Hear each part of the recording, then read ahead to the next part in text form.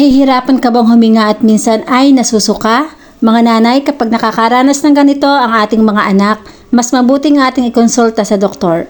Pero kung bago ka pa lang dito sa aking vlog, ako nga pala si Kapitana, ang Kapitana ng Lipa na hindi namimigay ng ayuda.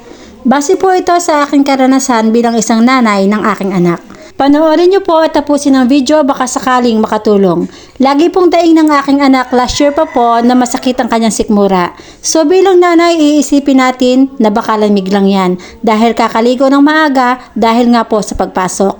Nawawala nga naman po kapag hinihilot or nalalagyan ng langis or ng anumang panghaplas. Nawala po siya ng ilang buwan at umulit po ang sobrang sakit nitong nakaraang buwan.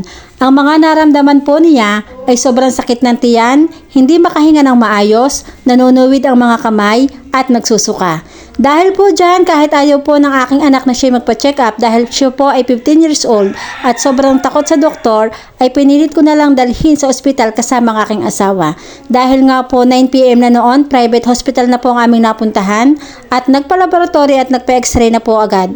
Findings po after na ilang oras, gastritis. Opo, tama po ang narinig. Ang findings po ay gastritis. Akala mo'y simple lang pero higpit pala pag napabayaan.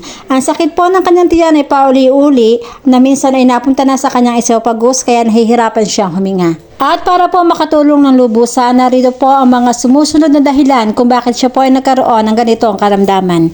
Hindi nakain ng agahan, malimit na pag-inom ng colored water like soft drinks, pagkain ng mga processed food, pagkain ng mga oily foods, kulang sa tubig ang katawan. Idagdag po natin ang pagkain ng chichirya dahil talaga naman pong napakasama sa ating katawan. After pong mabigyan ng tamang gamot, tamang diet, at tamang disiplina, ngayon po ay magaling na siya. Thank you Lord. Sana po ay makatulong at sana po ay may matutunan kayo. Follow, like and share naman po para malaman din ng iba.